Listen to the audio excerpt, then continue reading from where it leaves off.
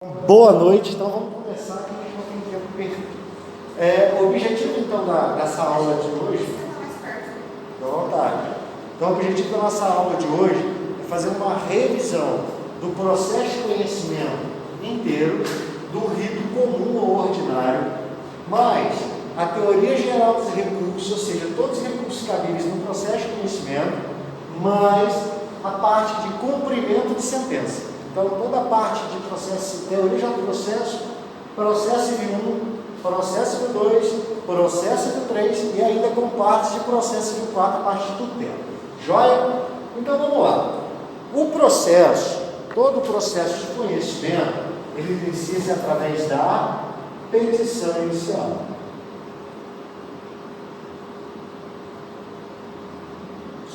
Então, todo o processo de conhecimento, ele inicia-se através da petição inicial. A petição inicial, ela está prevista do artigo 319 ao artigo 326 do CPC. No artigo 319, nós temos aí os chamados requisitos da petição inicial. Lá, nós vamos ter o juízo a quem é dirigido, qualificação completa do autor e do réu, os fatos e fundamentos jurídicos do pedido, e assim por diante. Então, o que acontece? O objetivo da petição inicial é quebrar a inércia da jurisdição. A jurisdição está lá, paradona, dependendo então de ser provocada. E esta provocação, olha, ela ocorre através desta petição, a petição inicial. Então, nós podemos falar que a petição inicial inaugura o processo de conhecimento. Joia? E aí, o que acontece? Uma vez protocolada a minha petição inicial, que eu devo fazer, me atentando, então, aos requisitos previstos, no artigo, principalmente no artigo 319, ela vai como conclusa o magistrado vai fazer uma série de análises dessa petição. Então, ele tem alguns caminhos do qual ele pode conduzir, sendo a primeira delas o indeferimento da petição inicial. No que consiste o indeferimento da petição inicial? Nós temos lá no artigo 330 do CPC um rol de hipóteses que podem gerar o chamado indeferimento da petição inicial. A principal causa de indeferimento da petição inicial é a chamada petição inépita. O que é a petição inépita? É aquela petição, eu sempre falo até de forma meio carinhosa, que é a petição Frankenstein. É aquela que falta os elementos mais básicos de uma peça jurídica, que é a inicial. Por exemplo, quando os fatos e os fundamentos eles não conversam na mesma peça, quando o fato e fundamento não... Eu só esqueci de botar para gravar aqui. Não, está gravando. Quando os fatos e fundamentos, a decorrência dos fatos e fundamentos, os pedidos não tem nada a ver, e assim por diante, tá? Depois eu achei legal dar uma olhada no 330 e ver as chamadas hipóteses de indeferimento da petição inicial. Segunda coisa que o magistrado pode fazer, a chamada improcedência liminar do pedido. A improcedência liminar do pedido está previsto lá no artigo 332. Como exemplo da improcedência liminar do pedido, imagina a seguinte situação, porque olha só, improcedência está dizendo que não faz jus, que não tem direito do pedido. Se ela ocorre de forma liminar, eu estou dizendo então que ela ocorre de uma forma prematura, antes mesmo da chamada cognição exauriente do processo, que é aquele processo inteirinho, inicial, audiência de conciliação, contestação, impugnação, ou seja, de forma prematura, o juiz então já nega o meu pedido, improcedência liminar do pedido. Um exemplo de improcedência que a gente pode destacar aí, imagina a seguinte situação: o autor fala assim, eu quero ingressar com danos morais contra o banco X. porque eu fiquei 4 horas na fila do banco. E aí é aquele dano moral que a gente chama por demora fila do banco, tempo de fila de banco. E aí então, imagine a seguinte situação: o STF tem uma súmula que diz assim, ó, não enseja em danos morais o tempo em fila de banco. Ou seja, eu vou ingressar com uma ação pedindo danos morais por tempo em fila de banco. Porém, existe uma súmula da Corte Constitucional, que é o STF, dizendo que não cabe dano moral. Então, para que o juiz vai deixar essa ação ter a cognição completa de um processo completo de conhecimento, que pode demorar 2, 3, 4, 10 anos, se ao final ele não poderá julgar contra essa súmula do STF? Então, essa é uma das causas lá do artigo 332. Beleza, então. Se não for causa de deferimento da petição inicial, se não for causa de procedência liminar do pedido, quer dizer que já deu bom? Depende. Porque o juiz ainda pode determinar a chamada emenda inicial.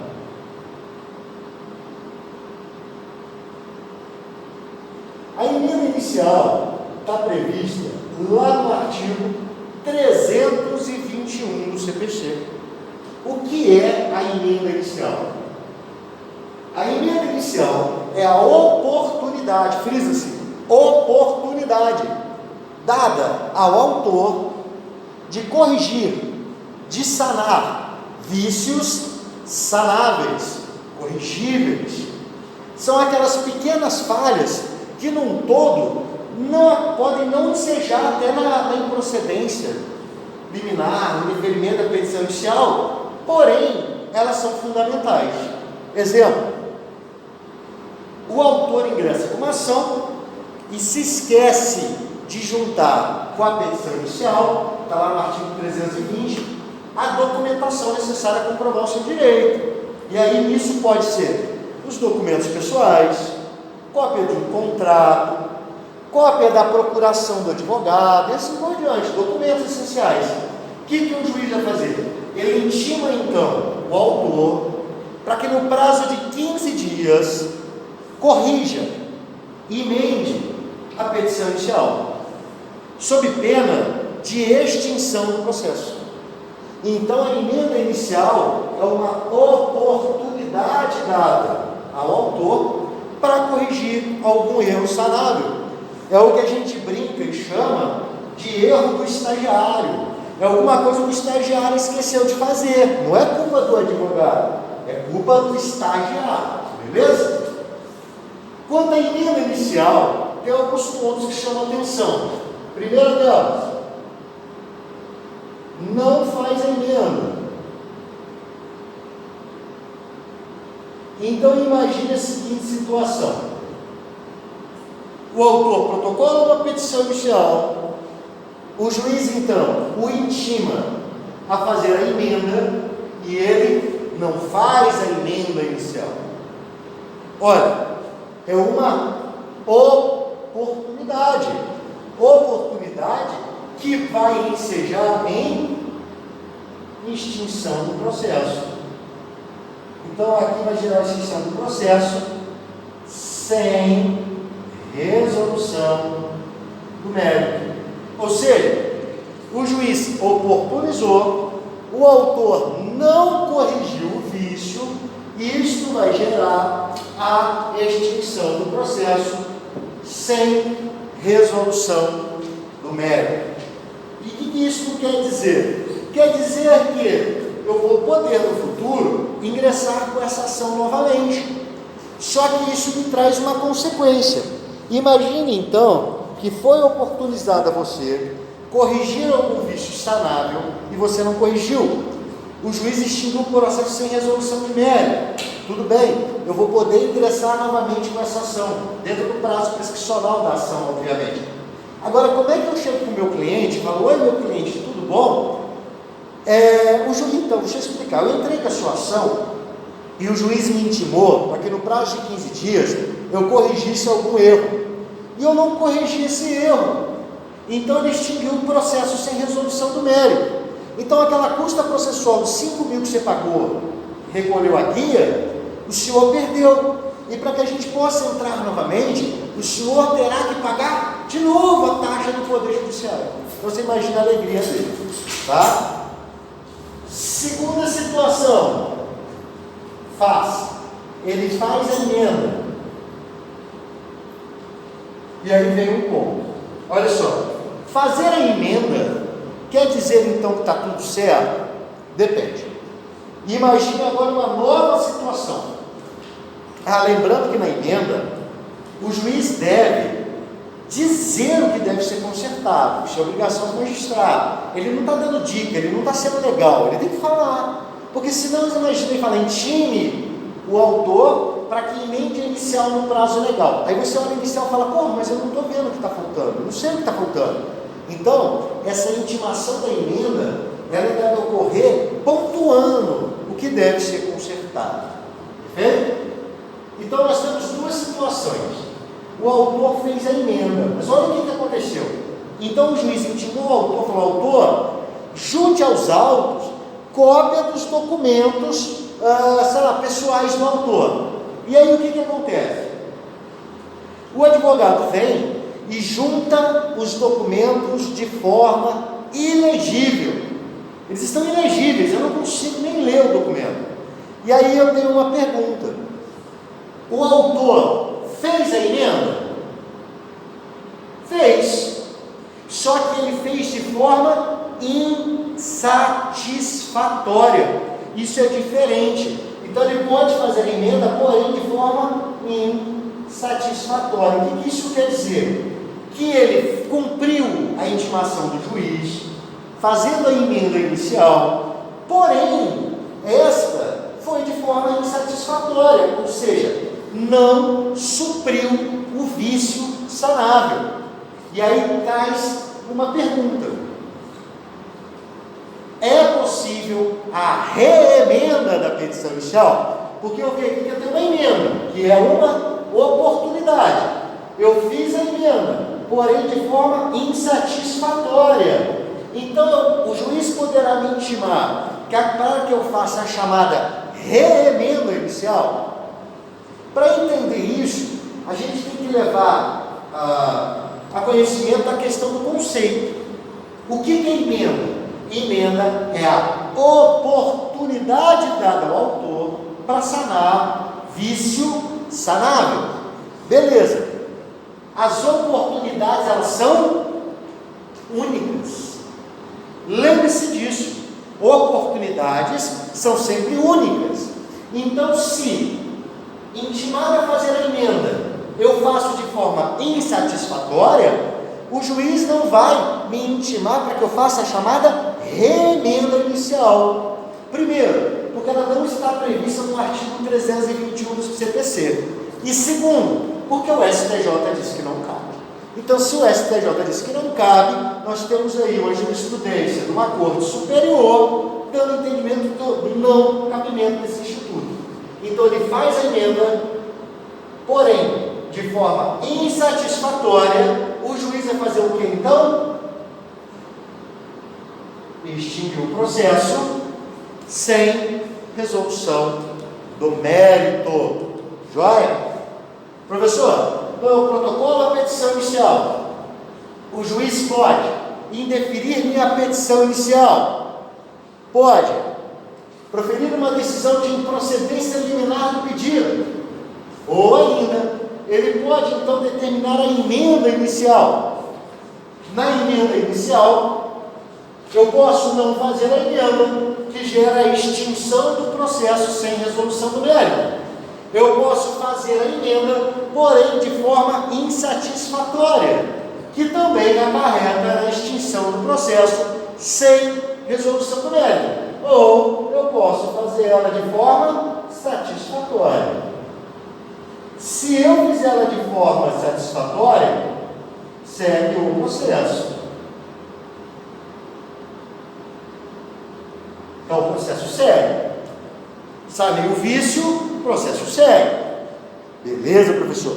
Então quer dizer que se não for causa de interferimento, não for causa de improcedência, não for causa de emenda, ou ainda, se for necessária a emenda, mas ela é feita de forma satisfatória, quer dizer então que agora deu bom? Depende, porque o juiz, após analisar esses pontos, né, ele vai agora analisar outros aspectos. O primeiro deles, justiça gratuita. Por que há esse gratuito, que está prevista lá no artigo 98 e seguintes do CPC, tá? Olha só, por que esse ponto merece um destaque? Porque se nós levarmos em conta que mais de 70% das ações em trâmite no Poder Judiciário do Brasil estão pelo palio da justiça gratuita, o juiz, então, ele passa a analisar esse ponto agora, porque aqui tem duas questões, tá? Ele divide em duas. Há pedido de justiça gratuita ou houve recolhimento das custas iniciais do processo? Por quê? Porque, olha só, a justiça gratuita, ela é um instituto que nasceu com o objetivo de propiciar o acesso à justiça. Beleza. Para que a justiça gratuita seja deferida para a pessoa física, a declaração de hipossuficiência gera presunção de necessidade, porém ela não é absoluta, tá? Então a pessoa vem, ingressa com uma ação, imagina a seguinte situação: possui boa renda financeira, possui bom patrimônio, ambas as situações, tanto sua renda financeira, tanto seu patrimônio, não estão corrompidos aí por contas muito altas, juros de banco, porque não adianta nada também o cara ter um salário bom, ele tem uma renda de 80 mil reais por mês, professor, ele pode pedir justiça gratuita? Depende, porque como regra, a gente imagina que ele tenha boa condição financeira. Porém, imagine uma seguinte situação: ele está querendo ingressar com uma ação que a gente chama de ação de superendividamento. Ele chegou num ponto que ele ganhou 80, mas todo mês ele deve 160, então não adianta ganhar 80. Então, como primeiro ponto, a gente acha que pode. A mesma questão é patrimonial. Um indivíduo que possui uma grande fazenda pode pedir justiça gratuita? Depende. Por que depende? Porque, como regra, a gente imagina que ele tenha boas condições financeiras. Porém, às vezes essa propriedade, única propriedade, decorre de um inventário, e aquilo nem foi vendido, ou ainda ele quer inventariar essa propriedade e não tem que pagar as custas do processo. Então não quer dizer que a pessoa que tem boa renda e patrimônio não possa pedir justiça gratuita. O que? Para a pessoa jurídica é diferente. Então a pessoa física, a gente pressupõe, quando ela pede, ela precisa, a não ser que o juiz, tendo elementos convincentes no processo ali, já possa negar. Por exemplo, imagine um indivíduo entrando com uma ação de cobrança de 10 milhões de reais. Provavelmente esse cara tem condição de pagar. Tem que dar uma analisada mais profunda. Então o juiz pode fazer o quê? Lá nos termos do artigo 99, parágrafo 2º, diz que ele deve, então, intimar o autor para que traga no processo mais documentos que demonstrem sua necessidade.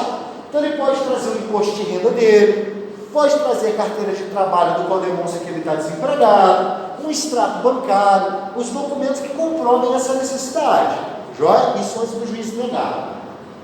Ou ele vai pagar as custas iniciais do processo, tá? Então, eu vou só complementar aqui antes de explicar a parte dos recursos nesse ponto, tá? Então a justiça gratuita é analisada neste momento. Por que neste momento? Porque se a pessoa pediu justiça gratuita e não cabia a justiça gratuita, o processo morre por aqui. Porque o que o juiz vai fazer? Ele nega a justiça gratuita e vai intimar o autor para poder pagar as custas iniciais do processo. Se o autor não pagar as custas iniciais do processo, ele vai extinguir o processo sem resolução de mérito. E o pior de tudo é que quase ninguém sonha. Então, olha só, eu pedi justiça gratuita, O juiz indeferiu meu pedido, intimou para eu poder pagar as custas iniciais. Eu não paguei porque eu não tenho dinheiro. O juiz vai extinguir o processo em resolução de mérito. Só que tem uma consequência nisso. Além dele extinguir o processo sem resolução de mérito, ele ainda vai condenar o autor no pagamento de custas processuais, só por ter movimentado a máquina do Poder Judiciário. Então, uma vez promovida a petição inicial, tem que se atentar a esse ponto, que eu peço justiça gratuita. Caso o juiz indefira, eu vou explicar os recursos cabíveis.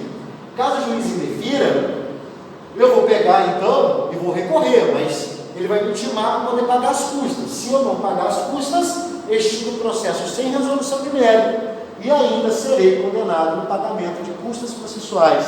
Então, tipo, é uma loucura, beleza? Já explico os recursos. Professor, então chegamos aqui. Vamos supor então que não tem pedido de justiça gratuita, a parte fez o pagamento das custas iniciais do processo. Agora segue o processo, mais um ponto a ser analisado. E isso nos interessa muito, as chamadas tutelas, estas das quais os senhores estão aprendendo esse semestre. As tutelas previstas lá no artigo 300 e seguintes do CPC. Professor, é agora que ele analisa? Gente, as tutelas podem ser pedidas a qualquer momento do processo, até mesmo antes do processo, que são as chamadas antecedentes, concorda? O que acontece? No Brasil, nós temos uma praxe de pedir tutela na petição inicial, não sei porquê, virou quase que, né? E aí, então, como é que o juiz vai seguir o processo se há um pedido de tutela? Este é o momento do qual ele vai analisar o pedido de tutela, principalmente as chamadas tutelas inaudita altera pares, que é o quê? As tutelas sem ouvir a outra parte. Imagine aquela situação que você dependa de fazer o sequestro ou o arresto de determinados bens. Se o réu for intimado, provavelmente, meu amigo, ele vai sumir com aquilo. Então, são as chamadas tutelas inaudita altera pares, ou seja, sem ouvir a parte contrária. Então, o juiz faz isso aqui. Há o pedido de tutela? Sim, há o pedido. Então, já vou analisar esse pedido agora. Joia? Beleza, professor? Depois disso, o que acontece? Agora, até que enfim, vai seguir o processo? Calma, filho. Olha isso. Agora chegou o ponto de ver outro requisito, que só é visto agora, que é a audiência de conciliação e mediação, prevista lá no artigo 319, inciso 7, mais artigo 334 do CPC. A audiência de conciliação e mediação é a nítida demonstração pela busca da chamada autocomposição dos litígios. O que isso quer dizer? O legislador, ao criar o processo civil de 2015, ele se preocupou de que a velha fórmula do processo de conhecimento, que até então nós tínhamos, não funcionava. Por que não funcionava? Porque funcionava dessa forma que eu vou explicar agora. Isso no CPC de 73, que perdurou até 2015 com o novo CPC. Olha, o autor entrava com uma ação, petição inicial. O réu, ele era citado para contestar. Então, o que acontecia? O autor vinha na petição inicial e falava um monte, contava a versão dele. Vinha o réu, por sua vez, e ficava pé da vida, e falava: como assim? Cara mentiroso. Quem avançou a preferencial naquele dia e bateu no carro foi ele. Inclusive, ele pediu para não chamar a polícia porque a carteira dele estava vencida. Ele tinha tomado uns goró. Fui ser bacana e dei mal. Aí isso é a versão do réu. E aí o que acontecia? Intimava-se o autor agora para rebater o que o réu tinha falado. Meu amigo, o autor já vinha muito. Escrevia sua versão. O réu, por sua vez, já estava virando uma forminha de capeta, de muita raiva. Aí vinha o autor e falava: mas esse cara é mentiroso. Imagina. Aí chegava o juiz e falava: senta aqui, vamos conversar, vamos fazer uma conciliação. Eu já consigo até imaginar a cena, e não consigo só imaginar, porque nessa época eu já advogava, né, advogava bastante tempo, o autor querendo pular no gogó do réu para enforcar na audiência de conciliação. Então o que o CPC Novo fez? Falou: olha, se a gente passasse essa audiência de conciliação que ocorria lá depois da impugnação à contestação, o réu ele viria para essa audiência de uma forma desarmada. Então a probabilidade de um acordo seria muito maior. Então por isso que o legislador em 2015, no novo CPC, mudou a ordem do processo e trouxe a chamada audiência de conciliação para cá, para antes mesmo da defesa do réu. Então ele entende que o réu viria a juízo de uma forma desarmada. Se o autor estava pé da vida, estava doido para enforcar o réu, por sua vez, ainda não tinha formado essa personalidade, esse perfil de raiva contra o autor. Ele não ia ficar feliz que o cara entrou com a ação, mas já diminuía aí os ânimos, né, a raiva das partes. Quanto à audiência de conciliação, tem uma tabelinha bem legal, eu vou colocá-la aqui, para vocês relembrarem. Lembrando que a nossa aula de hoje é para relembrar, né? Então vamos lá, temos um lado autor, réu, audiência de conciliação e mediação.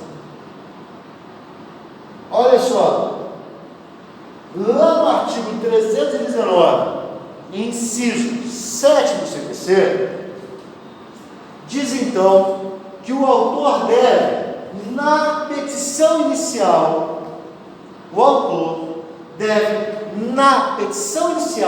já manifestar seu interesse ou não pela audiência de conciliação e mediação. Então, olha que interessante, lá no artigo 319, aonde estão previstos os chamados requisitos da petição inicial, foi previsto no artigo 319, inciso 7, que o autor, na peça inicial, deve trazer sua opção pela realização ou não da audiência de conciliação. Joia? Então vamos lá, imagine a seguinte situação: o autor então diz que sim, que ele tem interesse na audiência, ou seja, ele opta pela realização de audiência de conciliação. Neste caso, o réu ele vai ser citado para comparecer sob pena de multa de 2% sobre o valor da causa. Então olha que interessante, se o autor na petição inicial diz que tem interesse na audiência de conciliação, eu não pergunto para o réu se ele tem interesse. Ele vai ser citado para comparecer sob pena de multa. Você fala para a pessoa, por que citado? Citado porque é o primeiro momento que ele vem no processo. Então é uma citação de comparecimento. É interessante, né? Então ele vai ser citado para comparecer sob pena de multa de 2% sobre o valor da causa. Esta multa, caso ela ocorra, ela vai ser revestida ao Estado e não à parte contrária. Não é, por exemplo, como outras multas processuais, que se ocorrerem, elas são então convertidas à parte contrária. Neste caso não, esta multa ela vai para o Estado. Essa multa também é chamada de ata atentatória à dignidade da justiça, tá? Então se o autor falar que quer, pouco me interessa se o réu quer ou não quer, vai ter. Segunda situação, o autor fala que não, eu não tenho interesse na audiência de conciliação. Ele não precisa justificar por que não, tá, gente?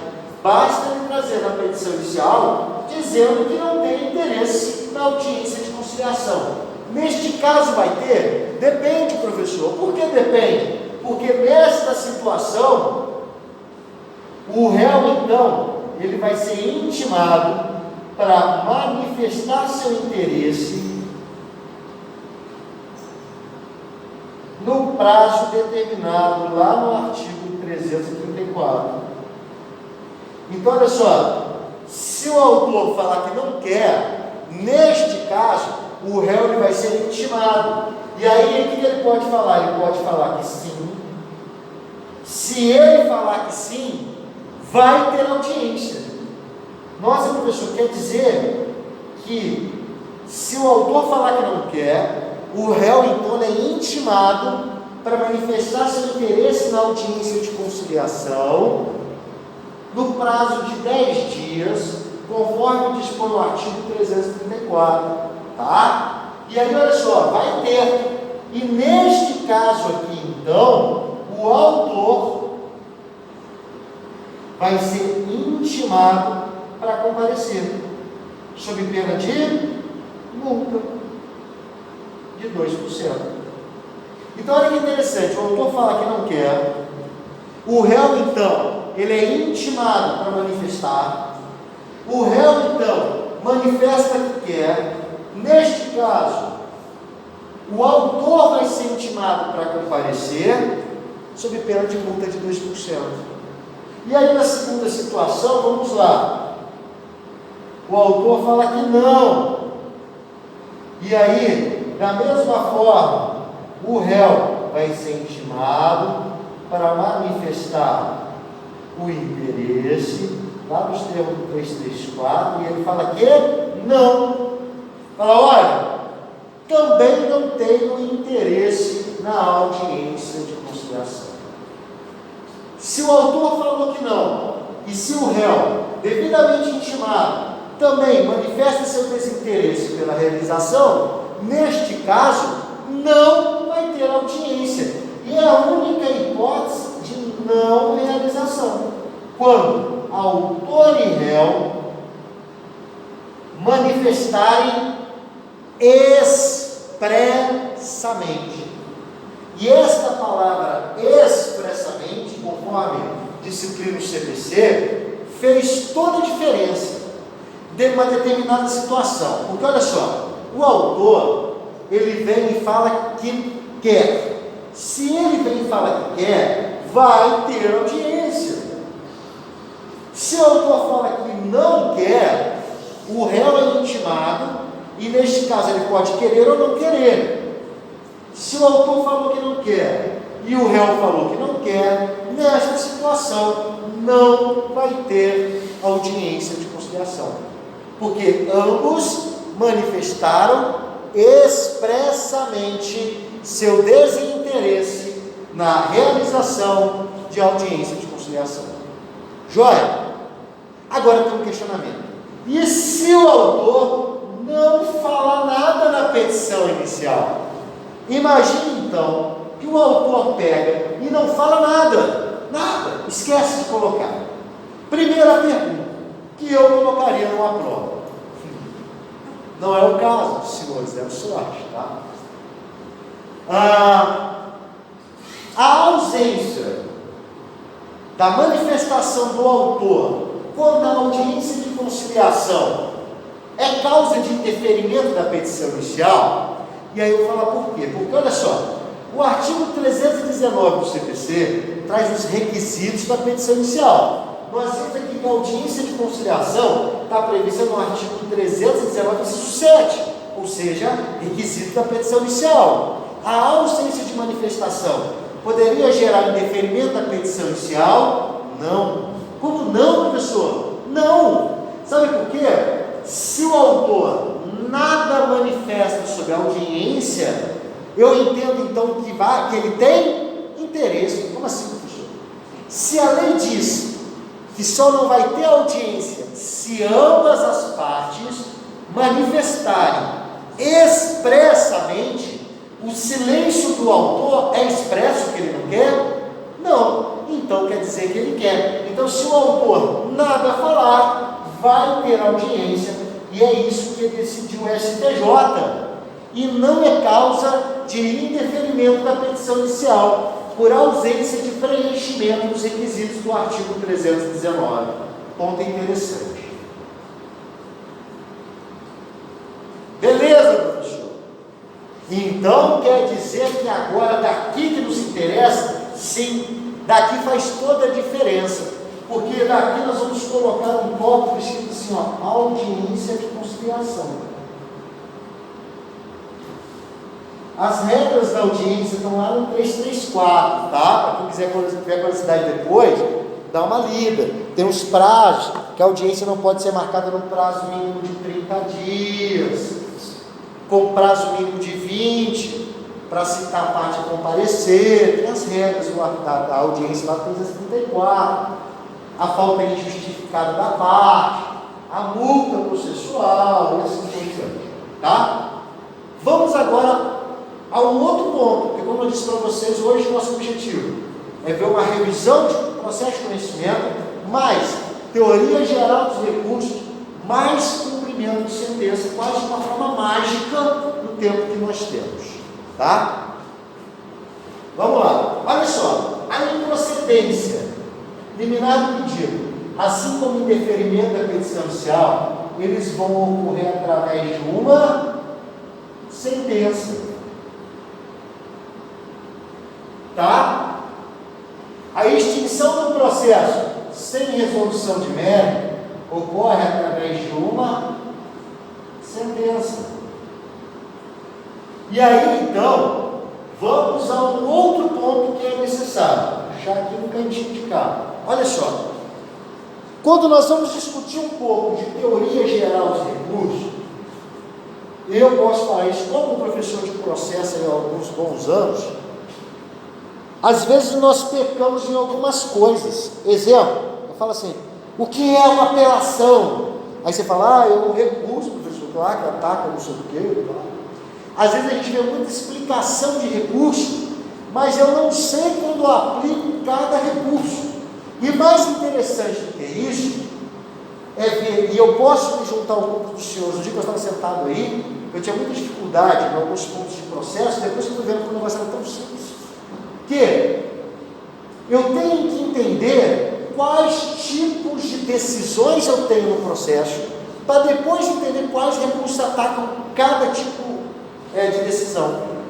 Porque se eu não sei que tipo de decisão é aquela, como é que eu vou saber que recurso que ataca? Então não adianta eu saber. Ah, professor, mas eu sei que quando a sentença cabe apelação. Tá, então se eu falar com você que o juiz pode proferir uma decisão de mérito, e essa decisão de mérito então se é uma sentença, eu falo, como assim, não é? Não, nós vamos isso já. Não tem que ter cuidado. Olha só, temos 3 tipos de decisão no processo civil.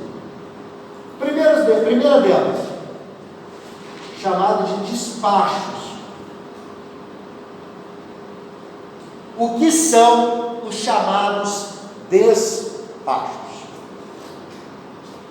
Os despachos são também chamados de decisão de mero expediente. Para que servem os despachos? Para impulsionar o processo. Para isso que serve o despacho? Sim, o despacho serve unicamente para impulsionar o processo. Designa a audiência, junte os documentos pendentes, assim por diante. Ou seja, os despachos não têm caráter decisório de direito, servem apenas para impulsionar o processo. São também chamadas de decisões de mero expediente, só fazer o processo andar. Segunda forma de decisão que nós temos CDC, chamadas de decisões interlocutórias. E a outra forma são as sentenças. Vamos por partes. O que é uma decisão interlocutória e o que é uma sentença? Para ficar mais fácil de visualizar isso, decisão interlocutória são as decisões, então, proferidas no curso do processo. Então, as decisões interlocutórias são aquelas proferidas no curso do processo, que analisam direito, ou seja, há uma análise substancial do direito, alguma matéria jurídica está sendo analisada nesta decisão. Então, são as decisões proferidas no curso do processo que analisam direito, que não põem fim ao processo. Então, as decisões interlocutórias são aquelas decisões proferidas no curso do processo, com análise de direito, porém, que não põem fim ao processo. Já as sentenças são as decisões que analisam direito e põem fim ao processo. Então, a diferença entre a decisão interlocutória e a sentença é que a decisão interlocutória analisa direito, mas não põe fim ao processo, enquanto a sentença analisa direito e põe fim ao processo. E esta sentença que põe fim ao processo, põe fim ao processo de conhecimento e o processo de execução. E mais, pode ser proferida de uma forma prematura ou ao final do processo de conhecimento. Olha aqui ela de forma prematura, ó. Por exemplo, na decisão de improcedência liminar do pedido, do indeferimento da petição inicial, da extinção do processo sem resolução de mérito, nós estamos vendo aí uma sentença que, dentro de aspas, ocorreu de forma prematura. Eu acabei de distribuir minha ação e já tomei uma sentença por um fim em minha ação. Ao mesmo tempo, essa decisão chamada sentença, ela pode ser proferida lá ao final do processo de conhecimento. Lá no final, depois de longos e longos anos, de longos e longos procedimentos e assim por diante. E olha que interessante, a decisão que analisa a justiça gratuita é uma decisão interlocutória. A decisão que analisa as tutelas também são decisões interlocutórias.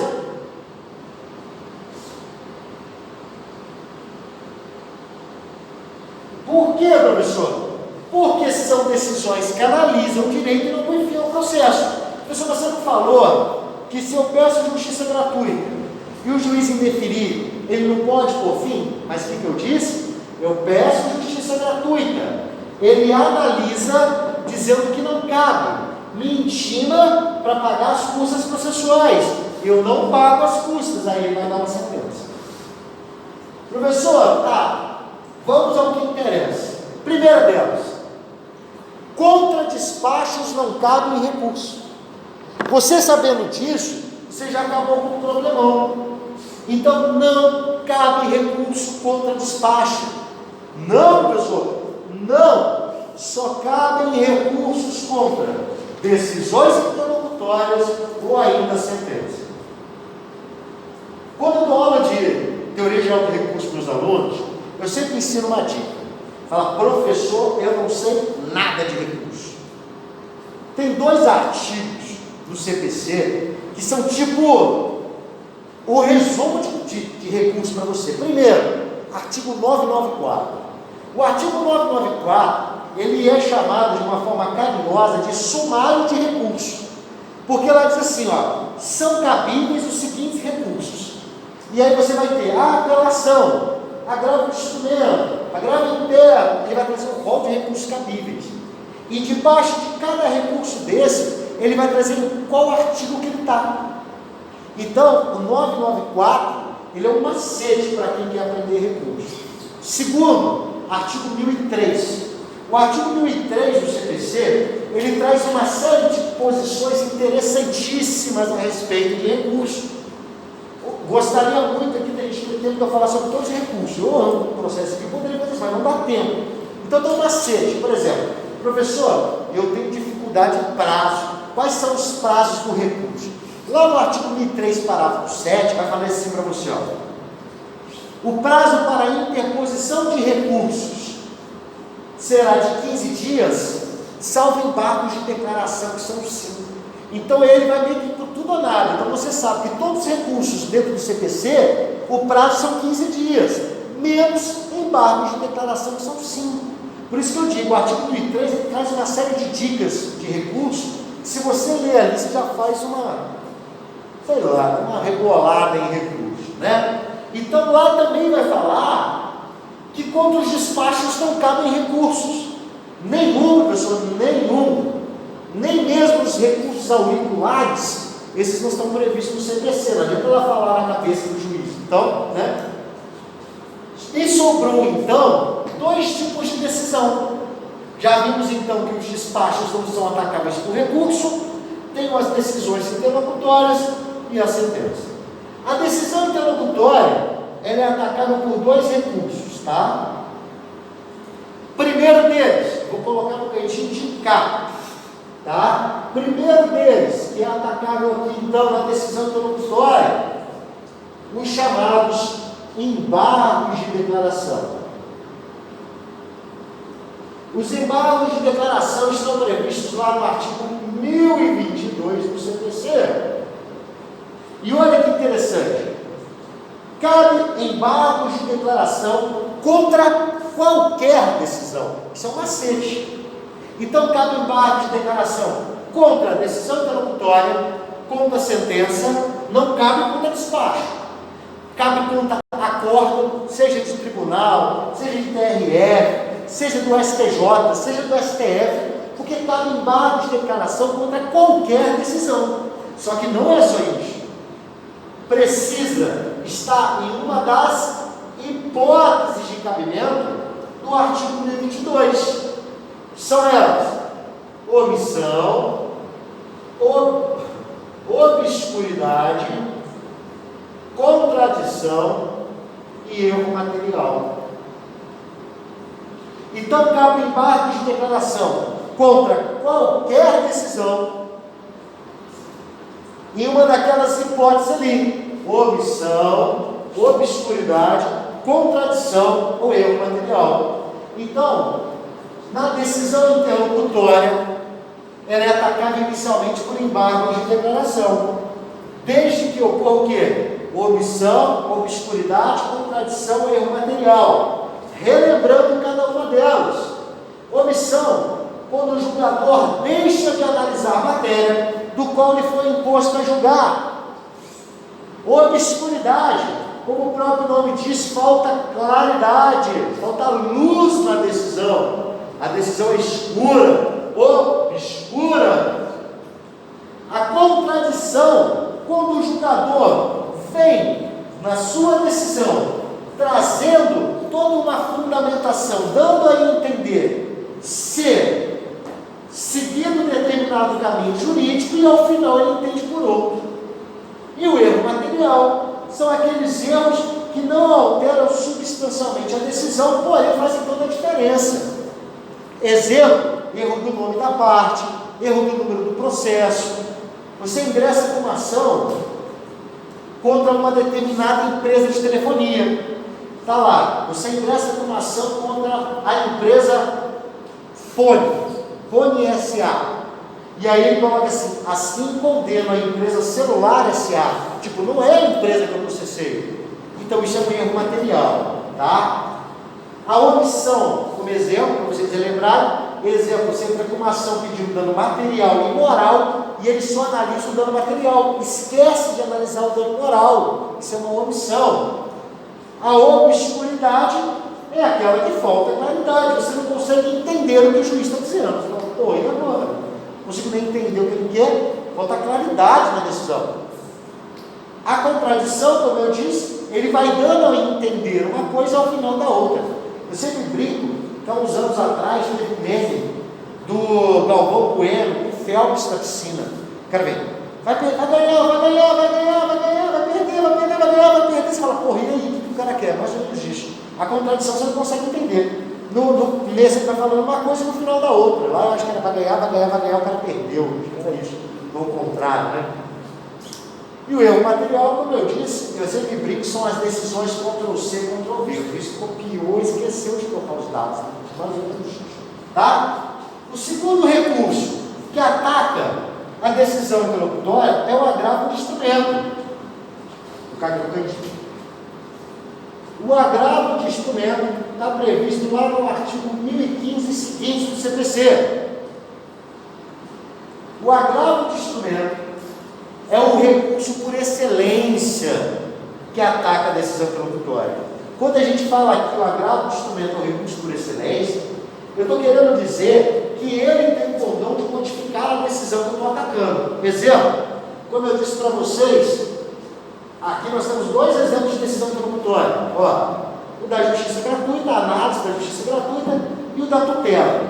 Exemplo, eu peço uma determinada tutela de urgência, o juiz indefere a tutela de urgência. Então, o processo vai seguir? Vai, porém, sem a minha tutela definida, por isso não é uma decisão interlocutória, porque eu não vou informar o processo e analisa o direito. Eu ataco ela através do agravo de instrumento. Só que esse recurso do agravo de instrumento é interessante. Hipóteses. Ele precisa de duas condições. Primeiro, tem que ser uma decisão interlocutória. Esse é o primeiro requisito de hipótese. Segundo requisito de hipótese é o chamado rol taxativo do artigo 1015. Ou seja, o artigo 1015 do CPC, ele trouxe um rol taxativo de cabimento de agravo de instrumento. Eu não vou me ater a discutir a questão do rol taxativo aqui, porque nós já temos aí o entendimento de um tema repetitivo do STJ, dizendo que em algumas circunstâncias, mesmo que não esteja no rol taxativo, é possível agravo de instrumento. Eu não vou entrar nisso, porque isso é bem delicado para discutir tão rápido, tá? E contra a sentença, professor? Contra a sentença, cabem dois recursos aqui, Primeiro, embargos de declaração. Como eu disse para vocês, cabe embargos de declaração contra qualquer decisão que seja omissa, obscura, etc. Não é? E o segundo recurso que ataca a sentença é a apelação. Vou colocar a apelação aqui. A apelação está prevista lá no artigo 1009 do CPC. Joia? A apelação, então, ataca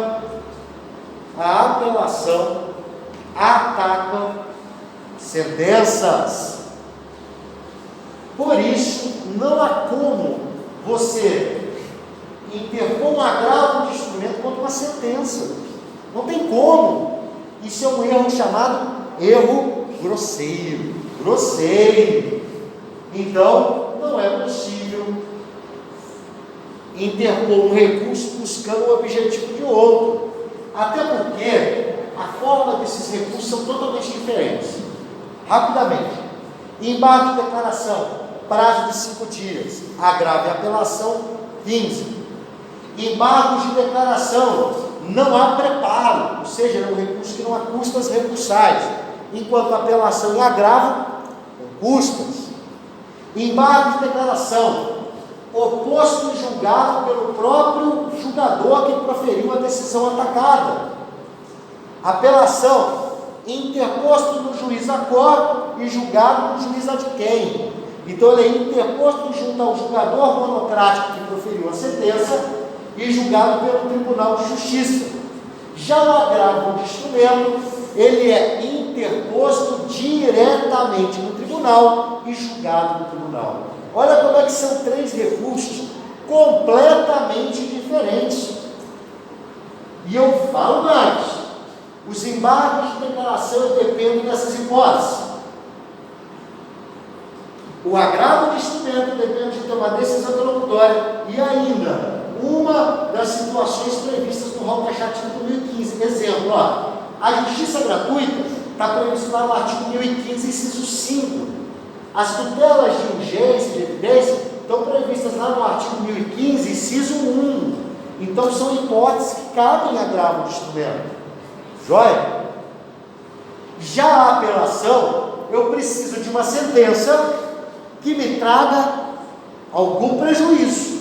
Ou seja, alguma sentença que não tenha sido julgada conforme eu buscava. São as sentenças chamadas julgadas parcialmente procedentes. Porque se eu ganhei tudo, eu entrei com uma ação pedindo dano moral contra o João no valor de R$10.000. O juiz então condenou o João ao pagamento de R$10.000 de danos morais. Eu ganhei tudo. Para que eu vou apelar disso? Se você for louco, fala, porra, eu queria ter perdido. Vou recorrer porque eu quero perder um pouquinho. Não, eu queria ser condenado. Eu queria que ele fosse condenado só em 8, não 10. Eu pedi 10, eu pedi mais. Isso não existe. Então, por isso que a apelação é um recurso interessante, que só preciso que a decisão me traga algum tipo de prejuízo. Se ela for julgada parcialmente procedente, beleza, a apelação tem esse condão de modificar essa decisão. Beleza?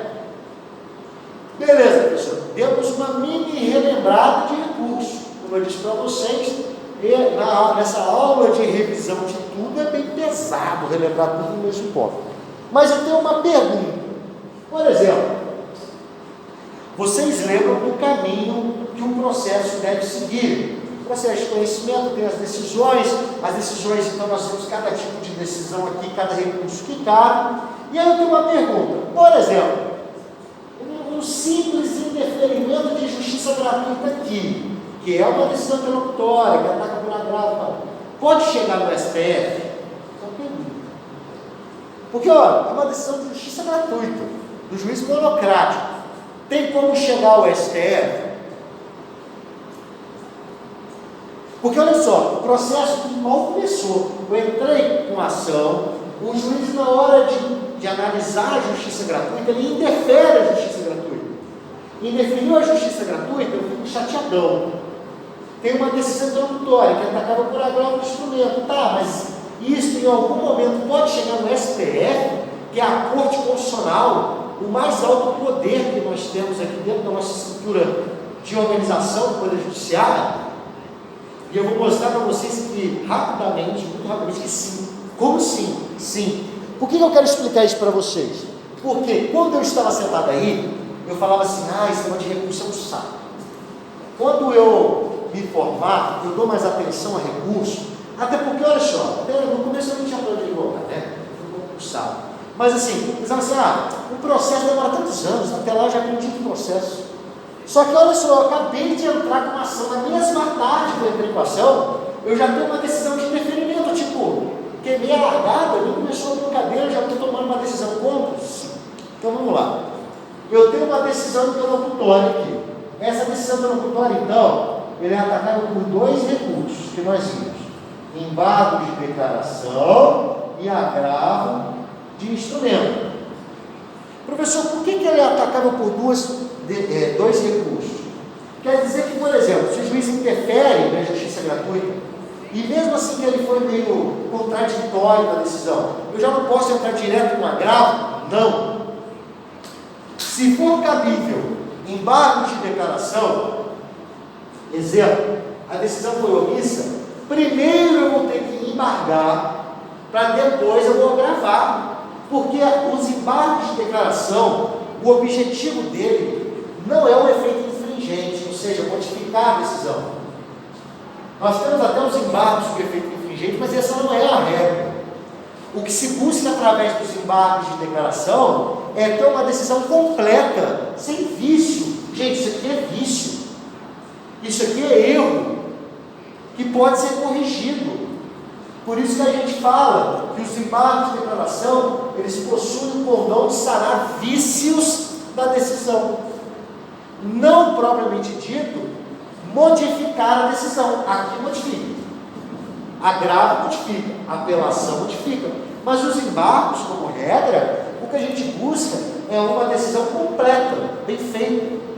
Joia? Ou então, como os autores gostam, a prestação jurisdicional de uma forma completa, né? Poética. aqui: pedi justiça gratuita na minha petição. O juiz indeferiu a justiça gratuita através de uma decisão interlocutória. Essa decisão interlocutória é atacada por agravo de instrumento. Só que olha que interessante. O agravo de instrumento, como eu disse anteriormente hoje, é um recurso que possui preparo. Então eu vou entrar com um recurso para poder atacar a decisão do juiz que me negou justiça gratuita porque eu não tinha dinheiro.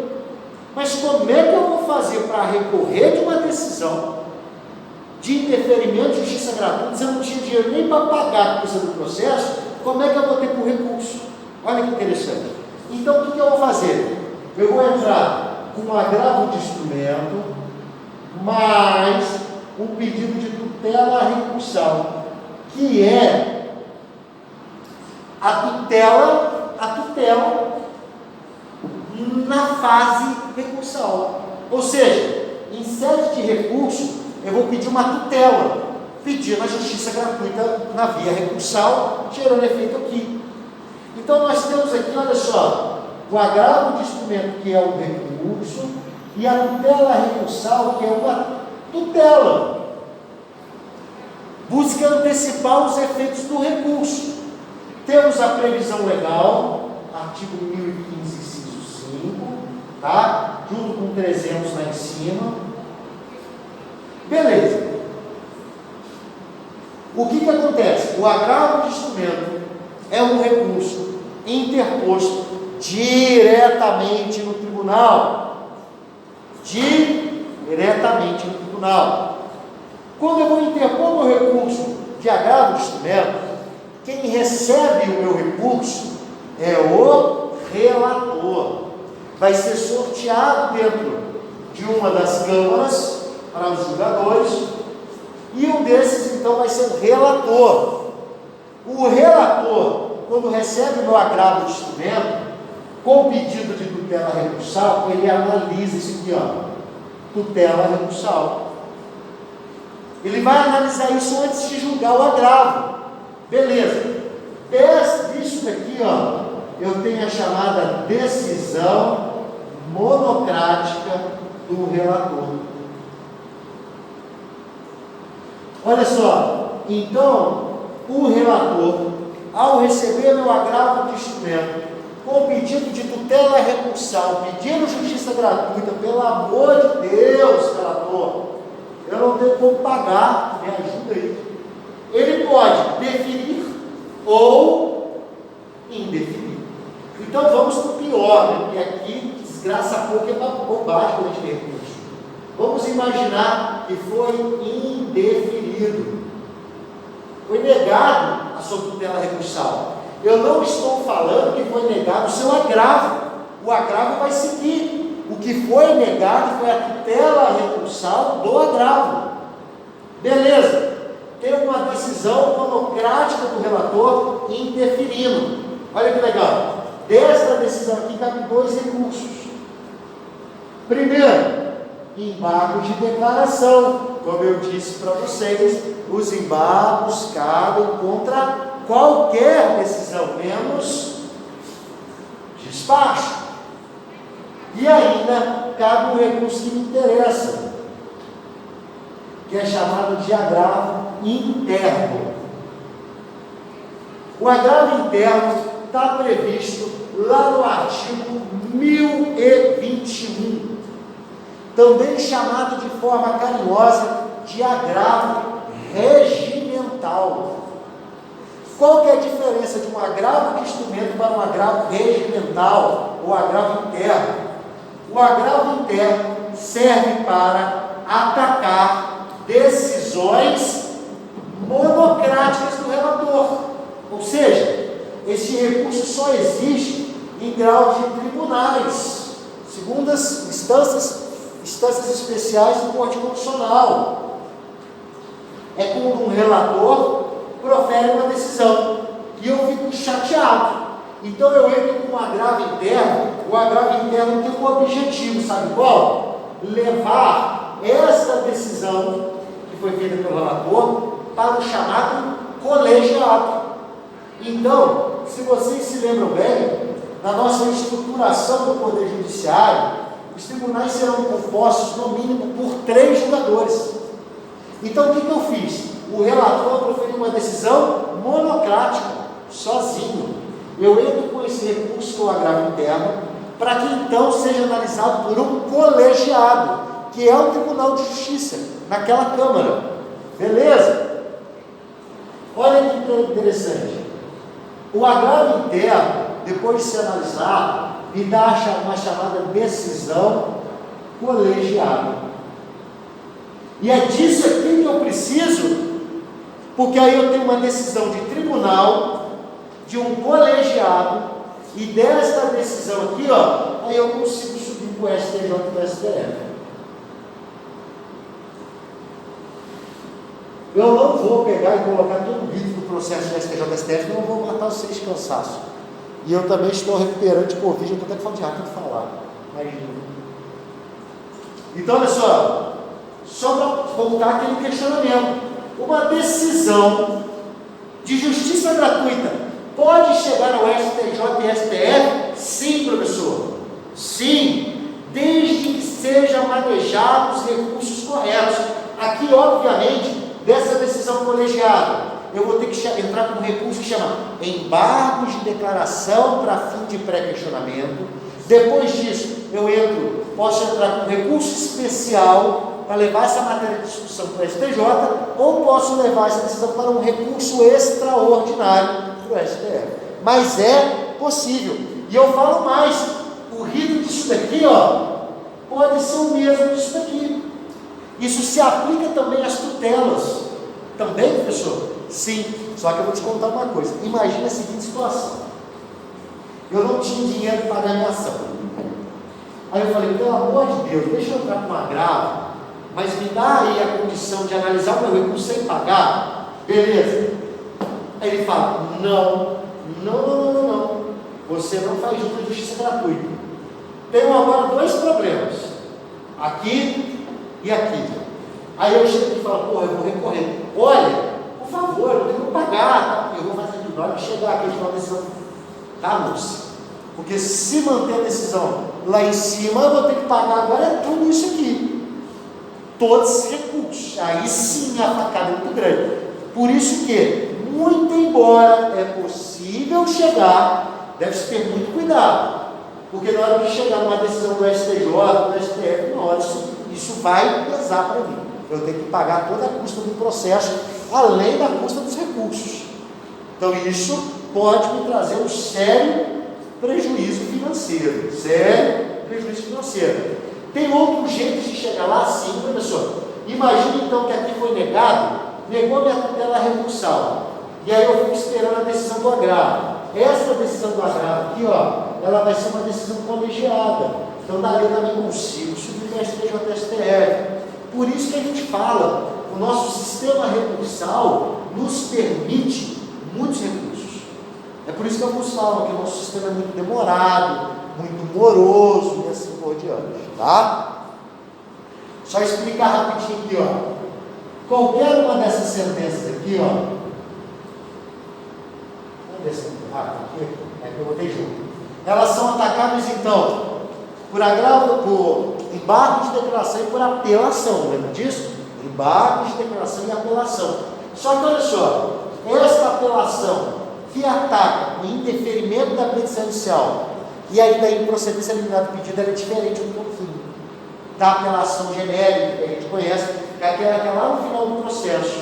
Por que eu estou falando isso? Porque essa daqui, o juiz depois ele vai poder voltar atrás da decisão, e é a única hipótese disso, que a gente chama de juízo de retratação. Ele pode voltar para falar, beleza, eu vou mudar de ideia, então eu não vou mais dar improcedência não, tá? Deixa eu acelerar um pouquinho, nós estamos já avançando. Olha só, então vamos esquecer um pouco aquilo ali, vamos voltar para cá, vamos imaginar que não tem acontecido nada disso, está no país das maravilhas processuais, chegou aqui na audiência de conciliação. A audiência de conciliação tem algumas consequências. Primeiro,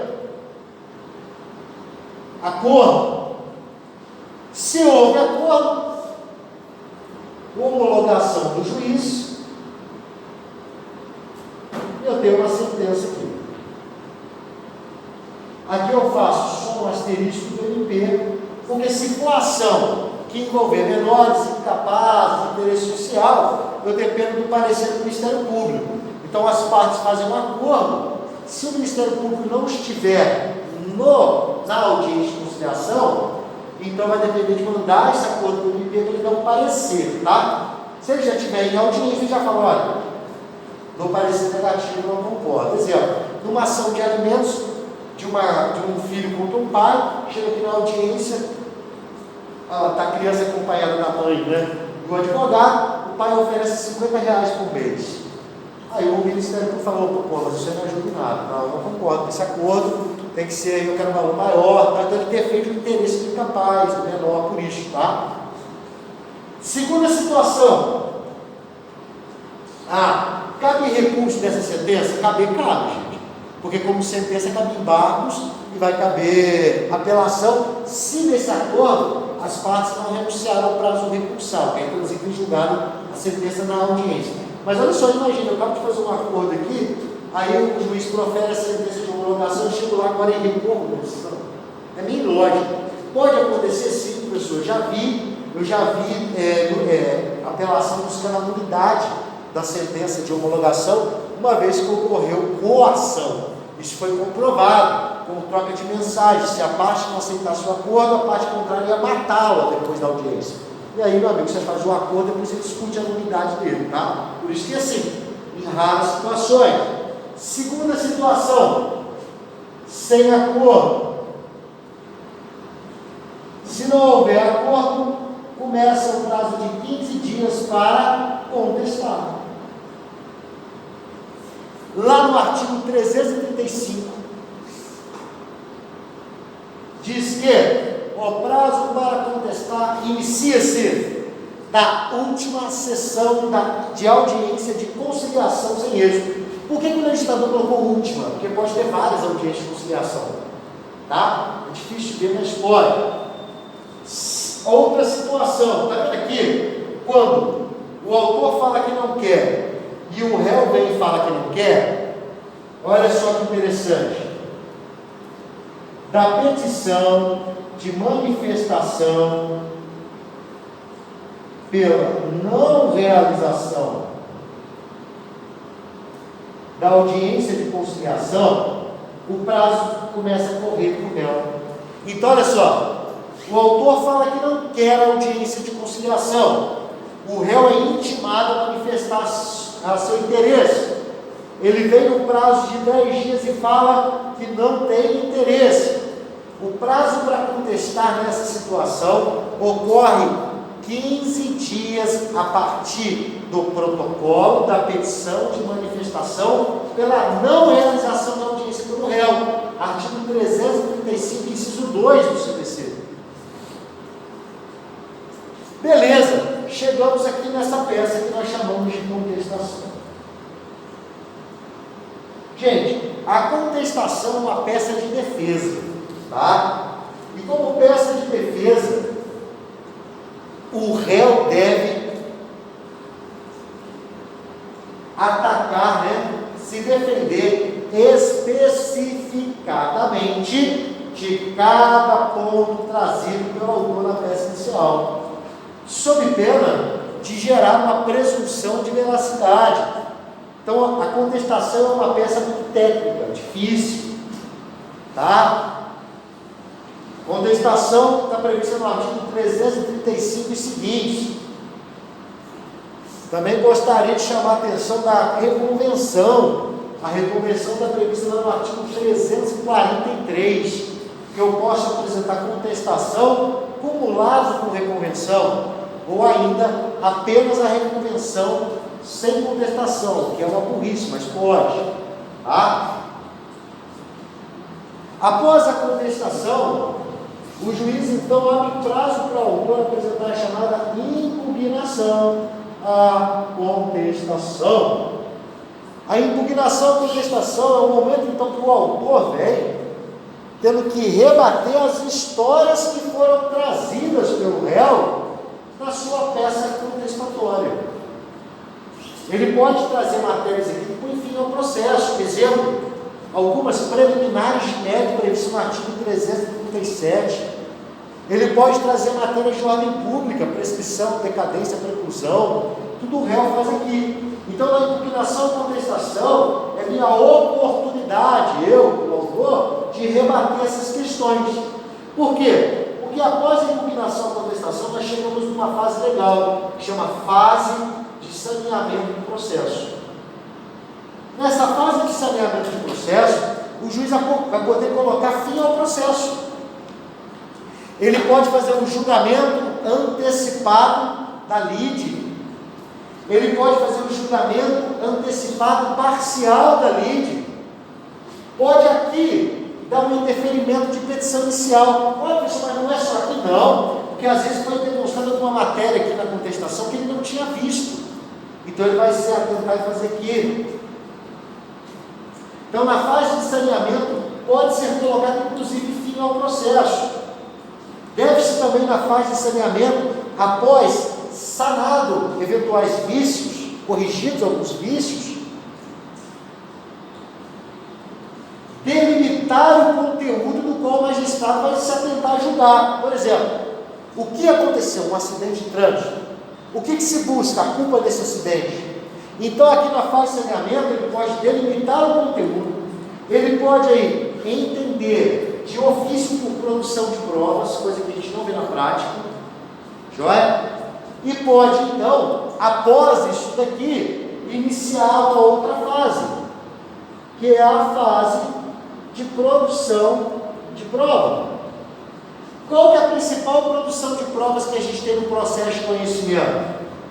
A chamada audiência de instrução de julgamento. A AIJ, audiência de instrução de julgamento, é a principal prova produzida no processo de conhecimento. Principal. Nós temos um rol enorme no CPC que não é taxativo. Temos a perícia, temos lá a oitiva de testemunhas, temos os laudos técnicos, nós temos os documentos, assim por diante, temos os exames periciais. Após o AIJ, alegações finais. Feita alegações finais, sentença. Temos aqui basicamente o rito do processo de conhecimento do rito comum. Basicamente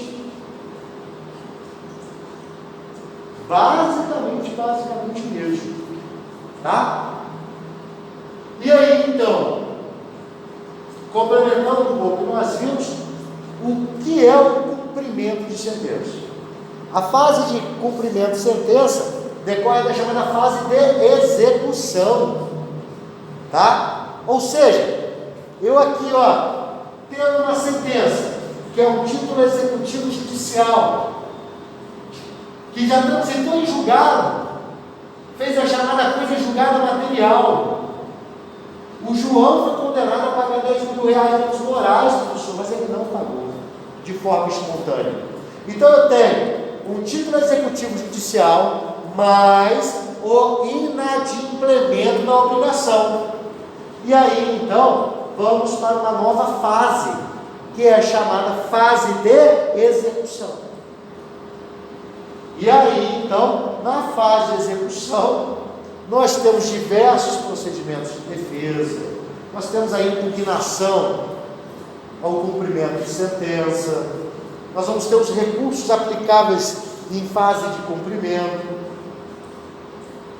Essa sentença daqui, ela já é atacável por recurso, ela também é atacável por embate, declaração e apelação. Ela vai chegar em dado momento ao Tribunal de Justiça. Então, quando a gente discute processo de conhecimento, isso que nós vimos aqui é meio que tão superficial. Sabe por quê? Imagina a seguinte situação: eu ingressei com uma petição inicial pedindo justiça gratuita. O juiz monocrático indefere, eu recorro disso. Beleza, demora um tempão, ganho, volto. Aí o juiz, na hora de analisar a tutela, nega, lá vai o recorro agora da tutela, beleza? E assim por diante. Então, nós temos uma infinidade de recursos e momentos para a utilização de recursos no processo de conhecimento. Joia? Certo? Dúvidas aí? Ainda não. Aproveita a oportunidade. Deixa eu passar isso para você.